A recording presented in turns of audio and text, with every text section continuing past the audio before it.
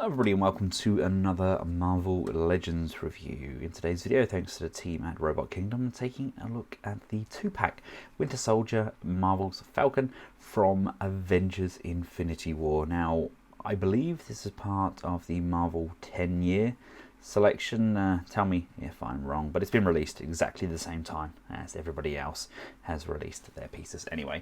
But we take a look at a slight repaint of our Winter Soldier and Falcon figures. We've got some artwork on the side there, and on the back of the box we've got a very brief bio on the two and a very dynamic looking shot. And here we have them out of their packaging. Absolutely love what they've done with Winter Soldier. The new paint scheme really does suit him, and as for Falcon, it's pretty much exactly the same figure, albeit they've given Sam better beard as opposed to just a goatee. He's got the full-on beard. He's still got the likes of Red Wing, etc., and the paint is definitely a lot nicer on these 2-packs. But do I really think it's worth paying the extra money just for that paint? I mean, we'll have a closer look at these figures and see how they fare up to their Civil War counterparts.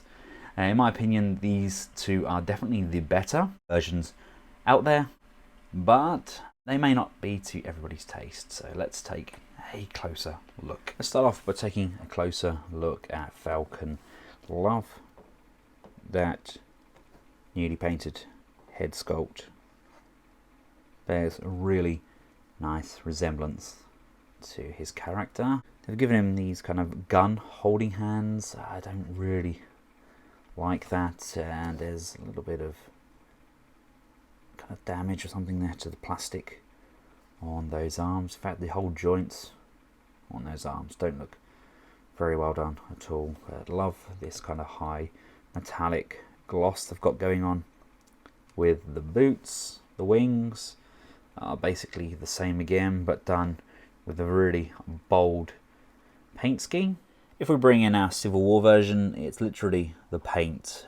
They've painted up that face so much better that it actually looks like the character it's meant to be. What a difference a really cracking paint job can make. I mean, it carries on all the way throughout, even the backpack and Red Wing. They're both painted up in this high metallic gloss. Got the additional red on here, and we've got that kind of brown color over the shoulders. That's now been painted up red on the 2-pack version. I'm missing the stripes on the boots, but I'm okay with that. I'm really liking what I'm seeing. In my opinion, it's what Falcon should have been to begin with. This is a good figure, but those paint apps really do make the figure pop. And again, with the wings, it's very minimal.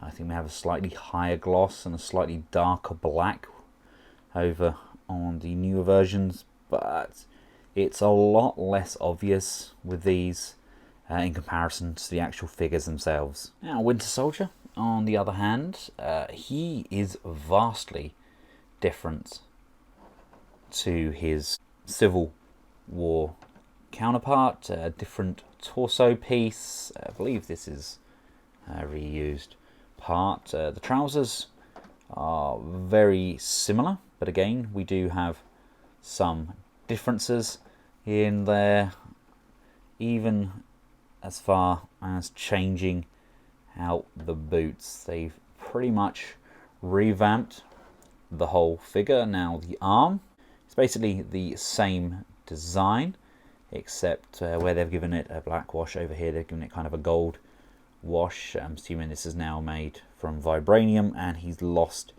his star. And the face sculpts, oh wow, they've done an amazing job. We still have a little bit of a shine to that face, but the printing technology they're using now is absurdly good. That really does look like him, and yes, he really does look like Mark Hamill when he was younger as well. But look at that, that's vastly superior. I mean, I don't think the sculpt was bad. I just think it was the way it was printed. So I think he's actually slightly shorter as well. Whether they've used, looks like the buck for the upper torso is actually slightly shorter as well. But can't win them all.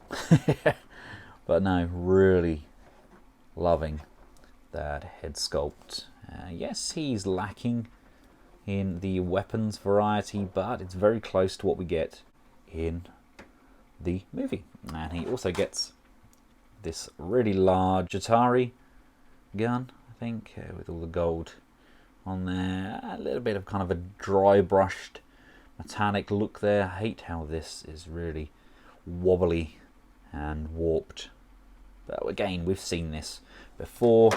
Likewise with the gun that I have in his hand, that's not something new. That's something that we've seen several times over, but very impressed indeed. So there we have it, ladies and gentlemen. A very welcome addition to my Marvel Cinematic Universe. In my opinion, these are vastly superior to their Civil War counterparts.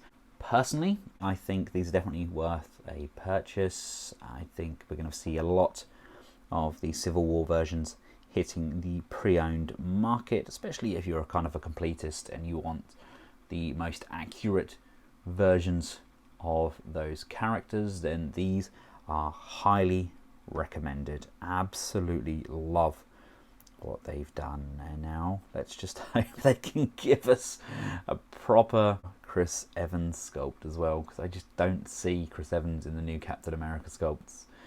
When they did the old Fantastic Four, then they actually looked more like Chris Evans than some of these more recent Captain America versions. But I need to check out the Captain America and Crossbones set, because I've been told that the head sculpt is vastly superior on that model as well. Thank you all for watching. I hope you found the video useful. If you have, feel free to give it a big thumbs up, share, and of course subscribe. And until next time, from myself, Winter Soldier, and Falcon, goodbye.